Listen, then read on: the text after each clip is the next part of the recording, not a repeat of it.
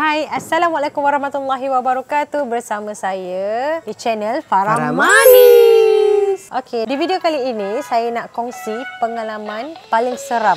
Jadi pengalaman yang paling seram yang tak dapat nak dilupakan. Dan saya berharap kali ini Zuki punya cerita tak mereka-reka ceritalah.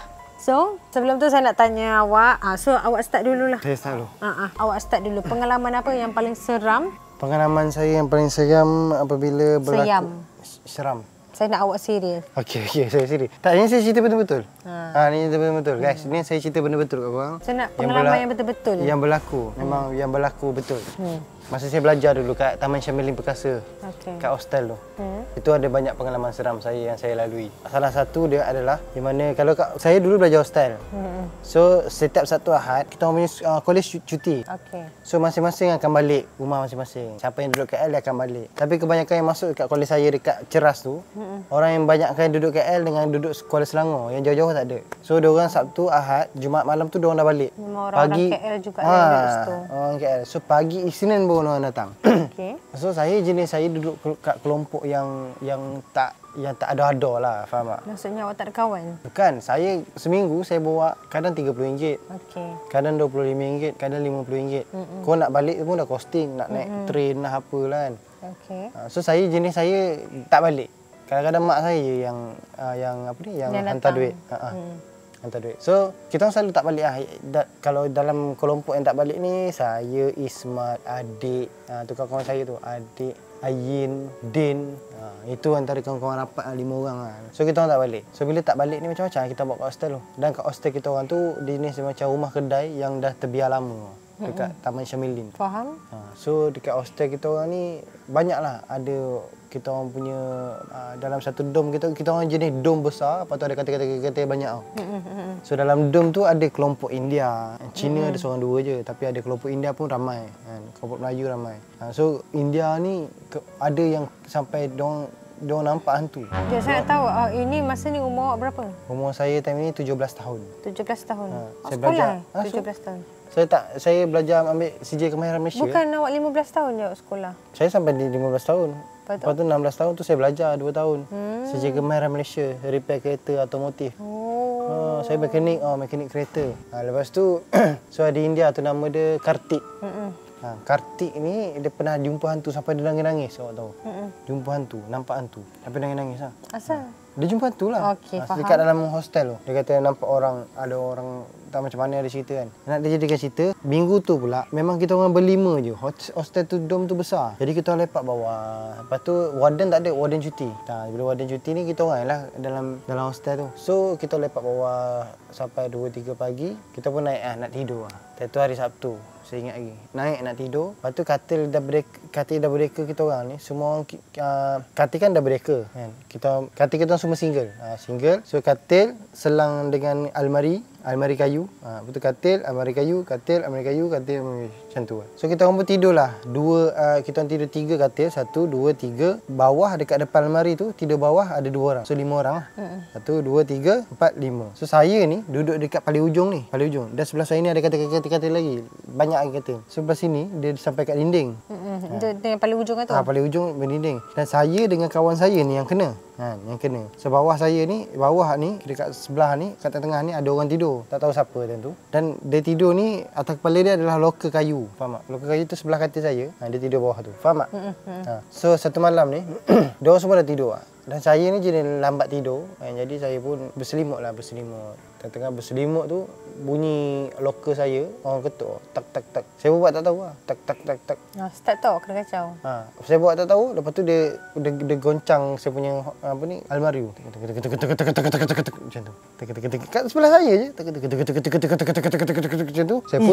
Saya pun buka je buka selimut saya. Saya buka selimut saya bangun, saya pandang kawan saya tu. Kawan saya sebelah sini, katil sebelah saya tu, bukan katil kat belah ujung, katil sebelah saya tu. Dia pun dalam keadaan yang sama, dia pun serentak dengan saya, bangun dia pandang saya. Lepas tu saya cakap dia, kau dengar tak apa yang aku dengar? Kan? Lepas tu dia kata, dengar. Kita orang tak cakap banyak, tak pandang pun almari saya tu. Saya pandang dia pandang saya je. Kita terus kejut. Yang lain semua turun lari duduk bawah. Duduklah dekat kaki 5 bawah. Dekat jalan raya tu kan. Duduk situ sampai pukul 6 pagi.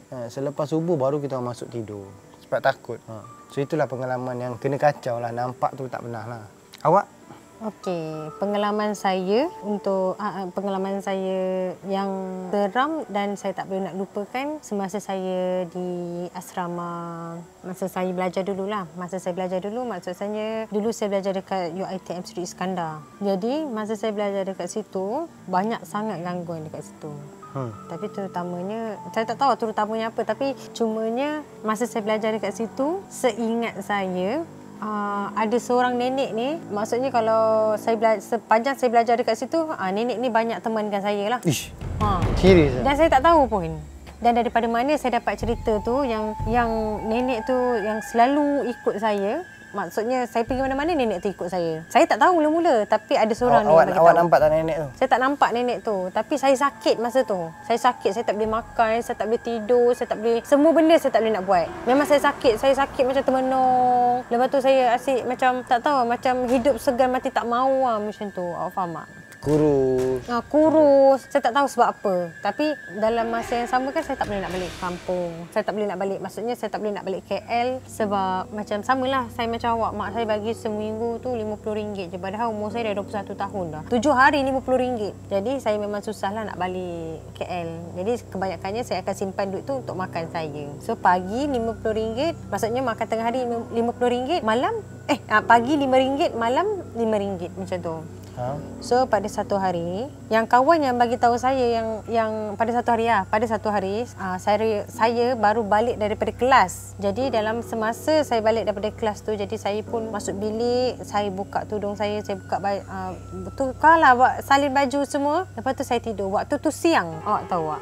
Dia punya ni saya highlightkan yang waktu siang saya kena ganggu waktu siang. Waktu siang yang saya kena ganggu ni masa tu saya dah tukar semua, lepas tu saya nak tidur sebab saya letih kan. Masa saya lelapkan mata dan tidur tu, padahal waktu keadaan situasi bilik tu sebenarnya tingkap bilik terbuka, pintu bilik terbuka, semua terbuka sebenarnya. Maksudnya tak perlu takut lah. Awak faham tak? Jadi kalau kita duduk asrama memang ramai orang. Tapi cuma saya dalam bilik tu seorang. Jadi bila saya duduk tidur dalam bilik tu seorang, tak sampai 5 minit saya bagi tahu rupa nenek tu macam mana. Dia macam ni, rambut dia mengemang macam rambut awak ni mengemang. Betul, saya tak tipu. Rambut awak ni mengemang, tapi dia ada putih sikit. Dia sulam dengan highlight putih sikit. Lepas tu dia mengemang. Muka dia sejujurnya tua lah. Mukanya sejujurnya tua. Dia pakai baju kurung kedah dan juga kain batik. Dia duduk atas saya. Sejujurnya masa tu pula saya tengah baring. Awak tahu, masa saya tengah baring, ni badan saya kan. Saya baring terkelentang macam ni. Ni kepala saya. Awak tahu, terlentang. Awak tahu nenek tu dia panjat atas badan saya, dia pegang tangan saya macam ni. Ni kepala saya kan. Dia pegang macam ni, dia tengok je saya. Awak nampak? Saya nampak dengan jelas masa tu. Waktu tu siang memang tak ada orang dalam bilik tu, tapi orang dekat luar lalu lalang. Tingkap terbuka, lampu terbuka. Maksudnya pintu pun terbuka. Faham tak? Betul. So masa tu lah saya tak tahu, masa tu saya baca ayat kursi sebenarnya, dan nenek tu boleh baca balik kat saya.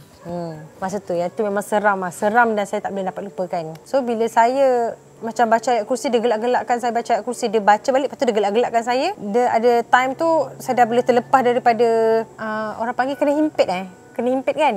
Kena himpit. Lepas masa saya dah bangun kena himpit tu, saya bangun. Jadi saya tidur dekat bilik kawan saya. Saya keluar daripada bilik kawan saya, lepas tu saya masuk pintu ni, saya tidur bilik sebelah kawan saya tu. Bilik kawan saya tu pula, pintu dia terbuka sikit je. Terbuka satu jengkal.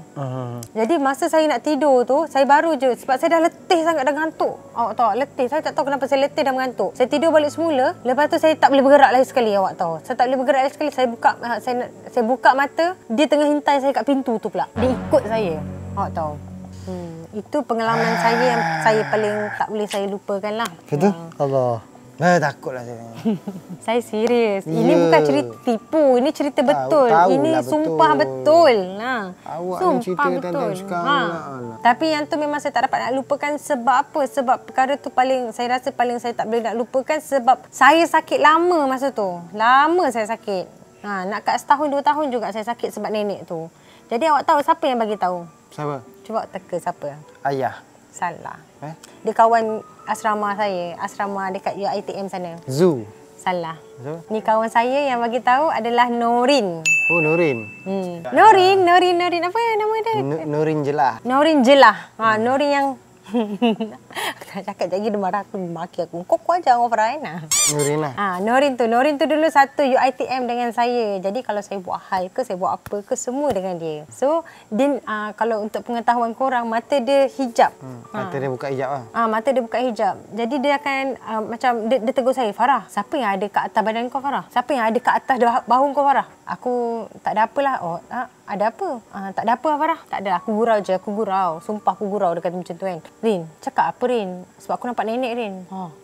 Dia kata, start tu saya balik. Lepas tu saya berubat dengan ayah. Dia kacau nenek guys. Dia kacau nenek. Yang itulah pengalaman paling seram. Dan ada lagi seram sebenarnya. Nak tahu lagi lanjut, kau kena subscribe dan komen. Okey? Ada lagi seram. Yang ni seram. Jangan cerita sekarang. Yang ni tak boleh cerita. Yang ni seram sebab apa? Seram dia sebab dia suruh saya panggil dia dengan cara macam ni. Allah. Dia datang. Tapi saya tak nak cerita macam ni sebab sekarang tengah gelap, tengah malam, tengah apa semua. Kalau saya buat macam tu, dia confirm datang. Jangan. Jadi saya tak prefer untuk cerita kat sini lah. Jangan, bulan puasa ni dia cuti. Dia cuti. Jangan panggil dia dekat kampung. Dia kecil je. Tapi dia buat macam ni. Kena sebut nama dia. Dia cakap macam tu kat saya sebab dia kata, Farah, kalau kau nak aku datang, kau buat macam tu. Allah, jangan. Lepas tu saya cakap, tak. Astaghfirullahalazim. Saya cakap lah saya. Okay guys, saya akan cerita sampai sini je. Kalau korang nak tahu next cerita pengalaman seram saya, maksud saya cerita pengalaman seram saya yang lebih real lah. Maksudnya memang betul yang dia panggil apa semua tu, korang boleh komen dekat bawah. Okay guys, sampai di sini saja cerita kita. Jangan lupa like and share, subscribe. Farah Manis.